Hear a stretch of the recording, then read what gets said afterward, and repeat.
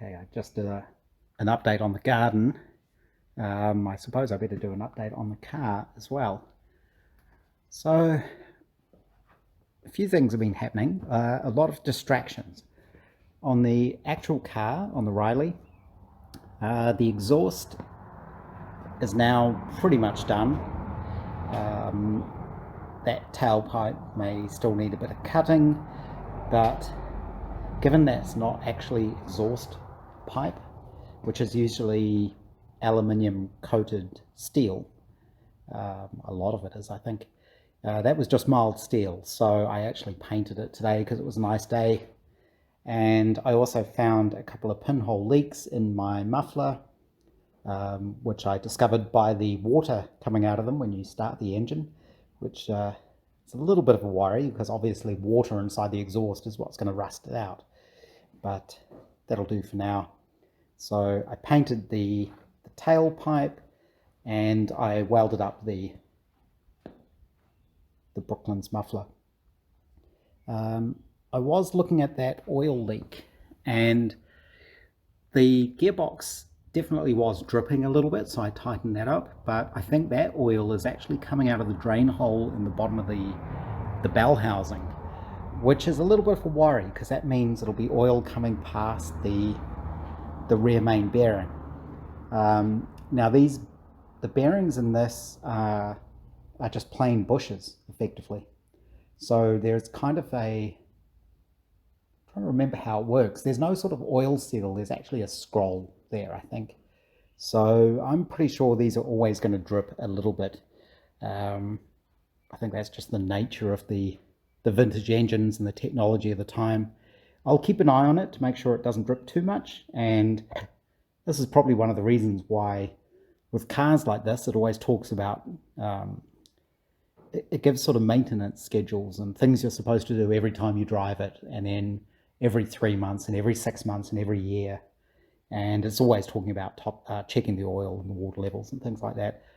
I think people just forget with modern cars, especially modern electric cars. I mean, basically it's almost an appliance these days. You know, there's nothing to do on them. You don't have to do anything, which is, for me, that's one of the appeals of the old cars. I like that I have to check things and oil things and clean things and make sure things are greased and you know, everything's working properly. So the exhaust is good. The exhaust wrap works really well. I'm pleased with how it's come out. It's not perfect, but it'll do for now. Get the car on the road, that's the important thing.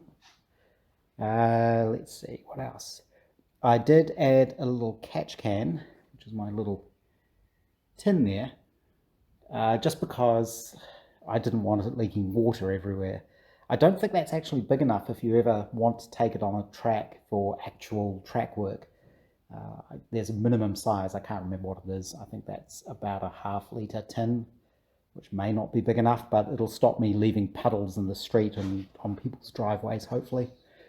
I'm quite interested to see if, when the water overflows, will it suck it back up when it cools down? The system's not pressurized. So if the end of the pipe is actually sitting in water that it's shot out of the top of the radiator, I think as it cools down and the pressure drops, it should suck it back up. It'll be interesting to see if it does that or not. Coolant is one of those things they tell you to check. But in terms of the body, I have the timber now. I have looked at pictures of originals. I've been going through all my reference material, making sure I understand in my head exactly what it is I need to do and what I'm building. Obviously, I can tweak it a little bit. It is a special after all, but I want it to be as close as possible. The thing that helps me there is I'm sure no two originals are exactly the same. They're all completely different. So the first thing I have to do is make the base plate that goes along here. The front, what would you call it? The front half of the body, the front clip almost. It sits here, the verticals go here, and then you've got the doors obviously that go in here. That base rail goes effectively to the back of the door. So this is where the body splits. So I've checked that on several originals. That's pretty much how they all seem to do it. And then you've got the tail section is separate. So I started drawing out a cardboard template for what that base plate needs to look like. And it's going to have to be shaped, so it needs to be flat on the top, but that means the bottom of it will have a little bit of shape to it. So I need to figure out exactly how I'm going to do that, because obviously the chassis curves. Might be a bit more obvious from the side. So if I just put a flat piece of wood across the top of the chassis rail, it's not going to sit on it. It needs to bend. So I haven't figured out exactly how I'm going to actually do that. It's going to be similar to this. So that cardboard template, I just laid the cardboard on top and traced around it. I think what I will have to do is put a piece of cardboard on the side and trace the side profile. And then that will give me the top and the side profiles of the piece of timber I have to cut. That's going to be the first thing I have to do. And then that rail effectively gets bolted down through. And from my pictures of originals, I can see exactly where those bolts need to go. You know, that's not really too hard to figure out. What else on this? I think that's about it. So I have been distracted a little bit lately. I did a little bit of work on the Land Rover, just sealing around the windscreen. It has got a leak somewhere. It's an old Land Rover. That's probably not a surprise to anyone who knows old Land Rovers. I think the main place it's leaking is around the sunroofs, which is very common. I actually have some clear plastic vinyl, the sort of vinyl they use for wrapping cars. And what I was going to do is actually put that completely over the top of the sunroof and completely seal it up. Other people use tape around the edges, but that'll look a bit scrappy and it'll come loose eventually. But I figure that vinyl wrap stuff will completely seal the sunroof, and hopefully that stops the water getting in. What else? A weekend or so ago, I think it was last weekend, we did a visit to our favorite tip shop, the local Tip, which is actually just down the road from the local car museum, which can be handy. And I got an old weed eater for $3. So I bought it just because I like engines. I like pulling engines apart. I like knowing how they work. Doing little things like this, pulling things like this apart, or lawnmowers or whatever. You know, even though it's not the same as, say, doing the Riley engine, they are all kind of the same. So it all helps to understand how an engine works, how things are put together, you know, what's going on. So I bought it for $3, figuring even if I just strip it down and pull it apart, you know, I'll get a couple of hours of fun out of it just doing that.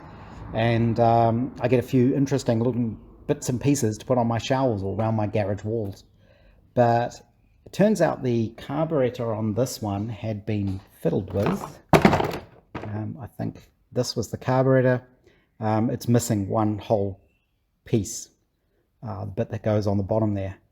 So obviously I've done this before, and I had a box of bits of carburetors.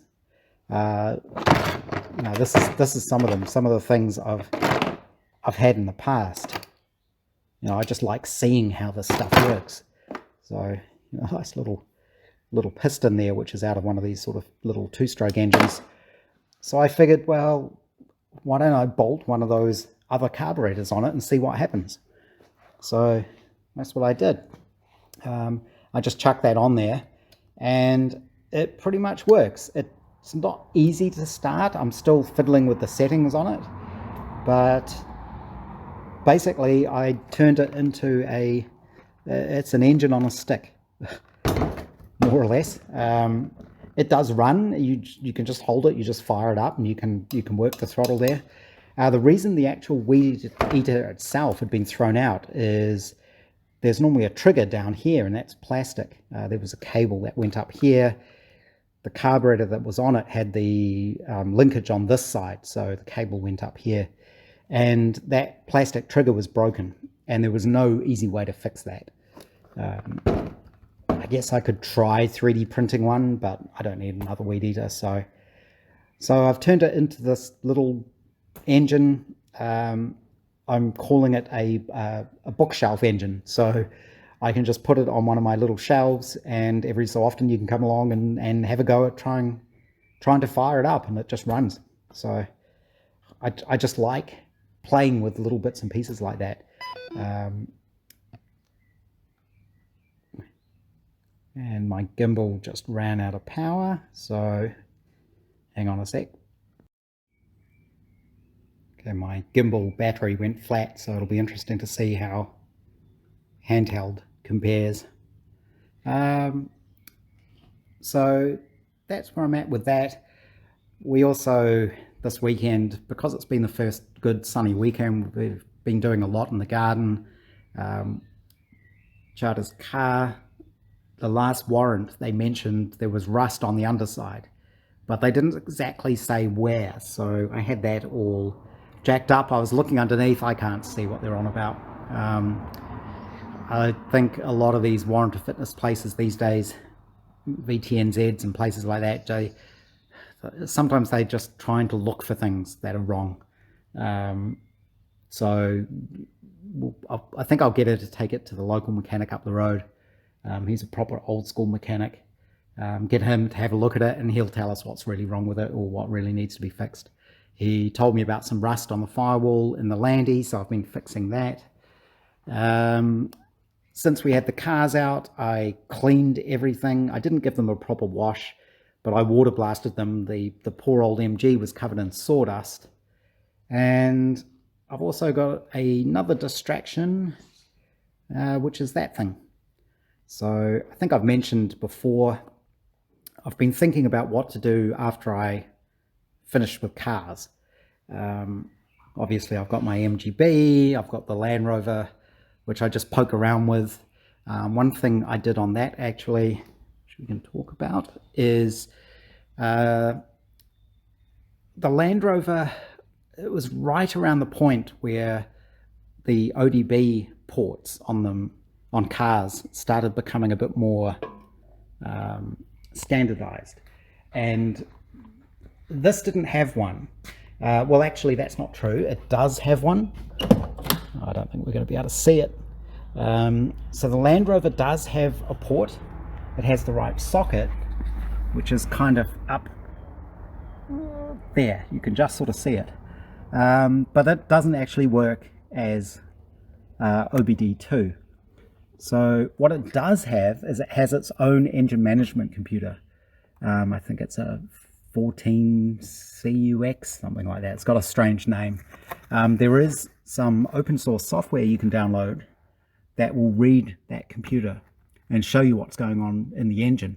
And it has its own connector, which is this thing here. So I had to hunt around in the loom to try and find that. That's where it was. It was up inside this part of the instrument panel.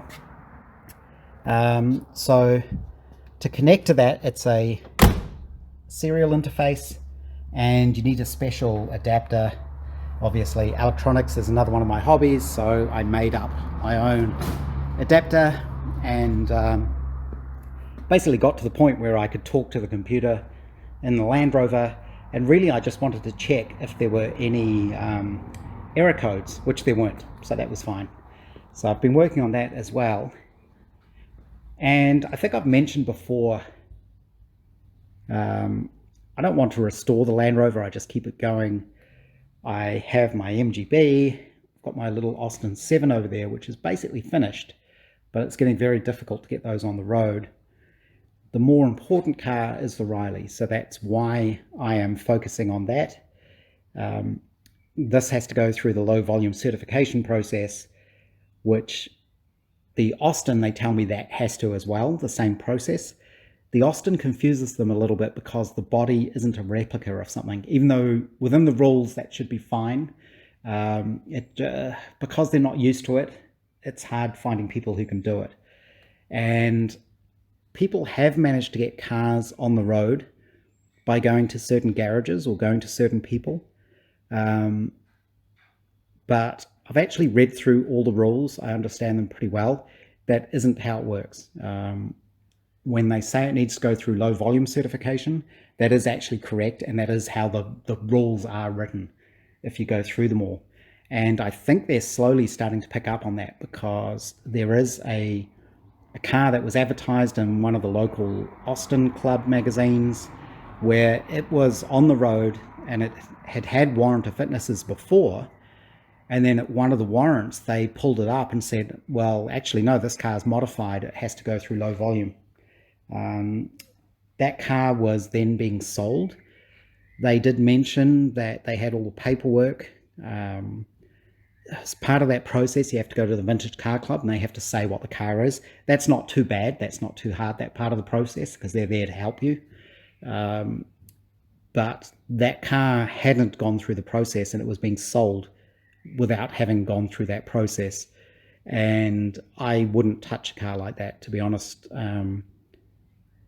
That could be opening a whole massive can of worms trying to get it through. And that's why I'm trying to get the Riley through totally the proper way, doing everything properly, talking to the inspector, figuring out exactly what I need to do to get it through legally, exactly how it should be done. And what I figure is if I can get the Riley through that same process and work with the inspector and go through that, then it should be a lot easier for us to both work together and get the Austin on the road as well. They say that the process can cost, it's hard to say, numbers I've seen are 5,000 to 6,000 New Zealand dollars to go through that process, because there's an awful lot of paperwork and there's inspections and all sorts of things. On a car like the Riley, it's worth it, because this car is actually worth a certain amount of money. An Austin 7, even a really nice Austin 7 Special, is probably only going to be worth, what, 20,000 New Zealand dollars? I'd think you'd be lucky to get that anyway. So is it worth spending $5,000 to get a $20,000 car on the road? And once I've got the Riley on the road, would I want to drive an Austin 7 Special? If I want to drive an Austin 7, I would rather buy an on-the-road running Austin 7. I used to own an Austin 7 Chummy. It was a bit of a mess, that one. It was an okay car. It wasn't very original, though. The chassis was made from several welded together and things like that. I wouldn't mind getting a proper Chummy and running that. Or the other thing is, I would... Obviously, all the engine and all the mechanicals in that Austin 7, my Austin 7 Special, are good. You know, it's all been rebuilt. It's all good stuff. You know, I could always put that into another car. So it's just too much to think about, multiple cars at once. So the focus is the Riley, get the body done, get that on the road, get it all legal. Then I can start playing with it and tweaking it, driving it, all that kind of thing. But like I say, I don't think I would do another car. I've restored my MGB. I could always redo that. I had thought about that. Because I was learning on that car, it's not the best. I know now how to do it properly, how to do a much, much better job on it. So maybe it would be worth getting another MG body and rebuild that and then swap all the mechanicals over. That's always something I could do. But also I'm running out of space. You know, obviously Big Shed is getting pretty full. So I need room to work and room for the cars. Can't keep the Land Rover outside because it leaks. So that's why I started thinking about old motorcycles. And originally I was thinking sort of vintage type motorcycles, because obviously I'm into vintage cars. But from what I've heard, they're not great. They're not great to ride.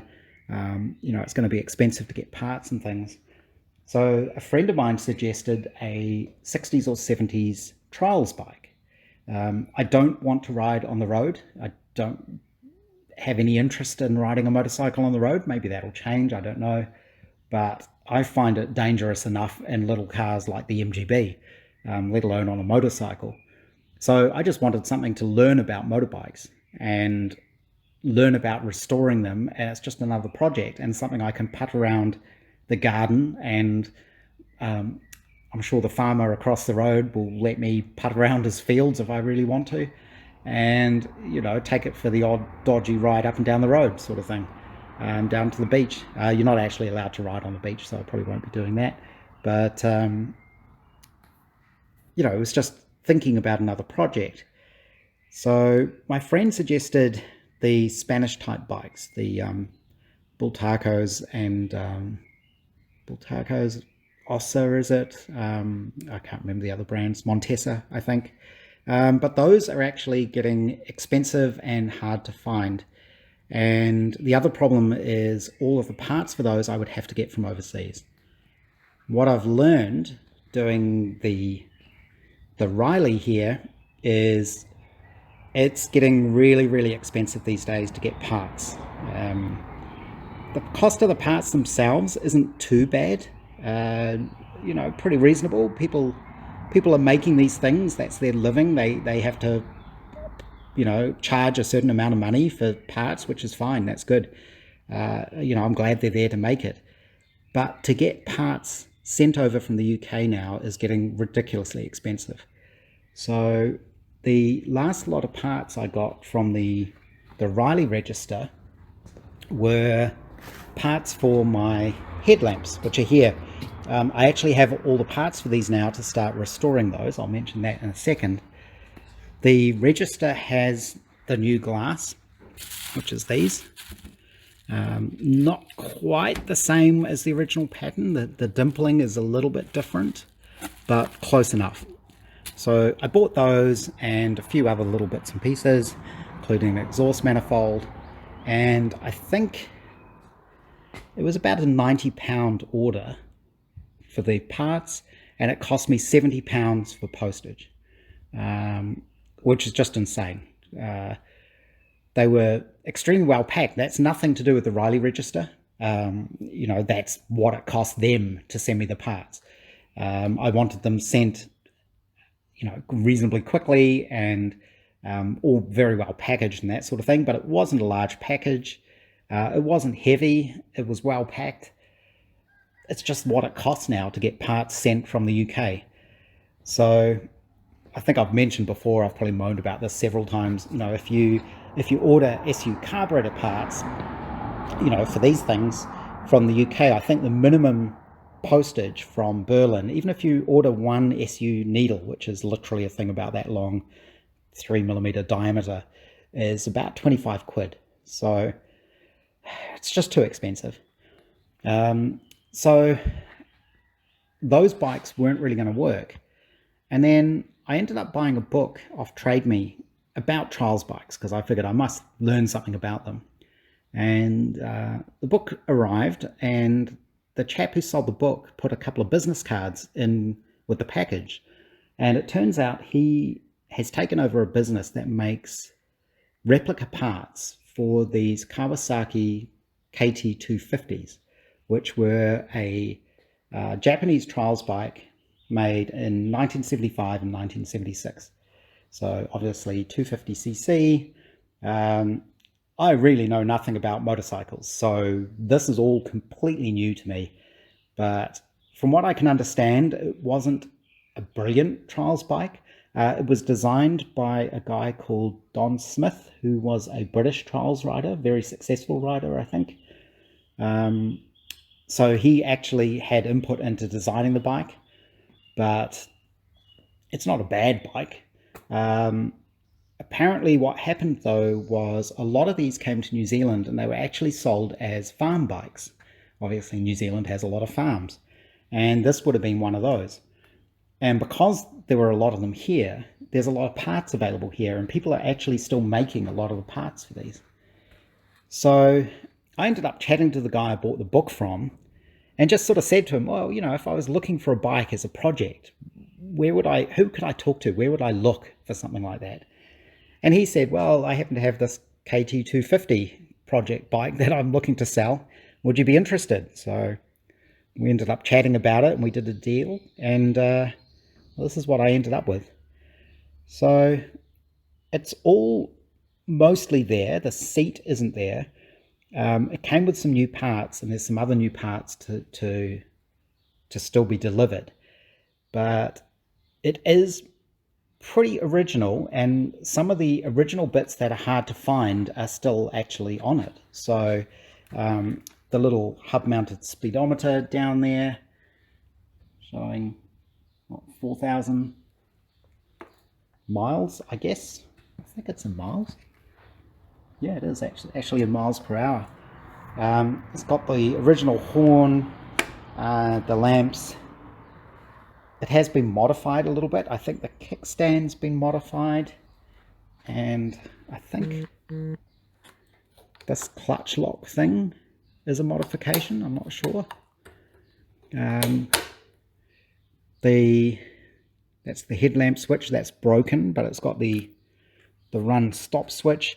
It's obviously been dropped or something, because this is the handlebar that's bent.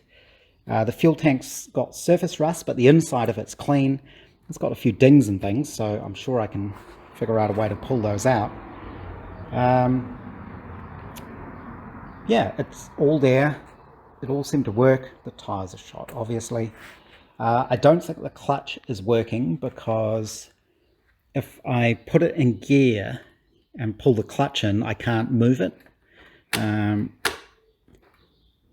assume the clutch work is just similar to a car clutch, and that you should be able to push the bike with the clutch engaged.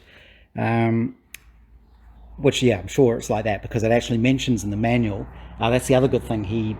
The bike came with a bunch of new parts, gaskets, manuals, things like that. In the manual, it does mention that you can start the bike in any gear if you hold the clutch in. It has a automatic oiler, which is this thing, which is kind of somehow connected to the throttle, I believe. I think it converts to 2 cable pulls somehow. Like I say, I don't know anything about bikes, but I gave it a good check over. Everything seemed to be working. I did a compression test. I was getting 155 psi, which is well within the service limits. I checked for spark. It's got CDI ignition, and there was good spark there. So I thought, well, let's give it a try. As far as I can tell, the oiling system was working. So I just put some fresh fuel in it and tried kicking it over. And I think it was on about the 3rd kick, it just fired up. It just runs. So that will be another project. Obviously, I can't try riding it if the clutch isn't working. Plus, there's also the slight problem that I don't actually know how to ride a motorbike. I've tried once, I think, in my life, when I was must have been about 20, on a shooting trip, actually, up on a farm way up north, on one of the farm bikes, and it was kind of on a field that was on a slope like this, and I think I managed to do one sort of circuit, and then did the new bike rider thing, and got a bit fast and panicked and just held the throttle wide open and went straight into a fence. And that was my only motorcycle riding experience. So it's going to be interesting. Now that I know that it runs, I think what I will do is at least have a look at the clutch, see if it just needs adjusting, and basically it'll be another project. I'll strip it down and rebuild it, learn how it works, figure out how motorcycles work. I don't think it's going to be that complicated compared to something like the Riley, to be honest. For a start, the motorcycle comes with a manual and a parts book that actually shows you how the parts go together. So that'll make things much, much easier. Yeah, but that's a future project. I don't want to get too distracted on it, but it gives me something else to do when, with a car project like this, there are times when you just don't have the motivation to work on it. And I know from experience that I think the woodwork will be fine, because it's not something I've done before, and I'll be interested to see how that works. But doing the metal work for it will be tricky, because forming the basic panels and welding them together isn't too bad, but then there's an awful lot of hammering you have to do. I never even really finished doing all of that in this Austin 7, so it's still not completely metal finished. It's pretty good. I like how it looks. I like that it's a bit unfinished, to be honest, because I didn't want a perfect car. So I just know that the bodywork is going to be a long and not painful process, but you know, sometimes you want to do something different. So you know, the motorcycle's there, I can play with that.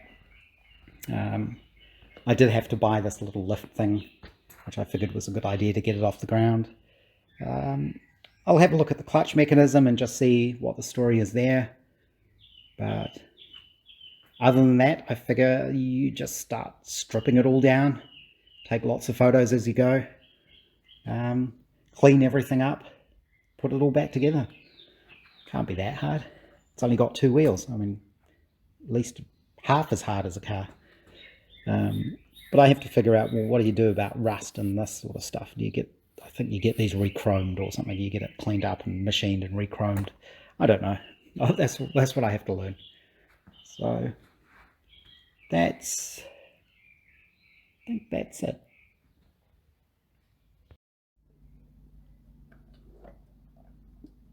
This is how the engine on a stick works.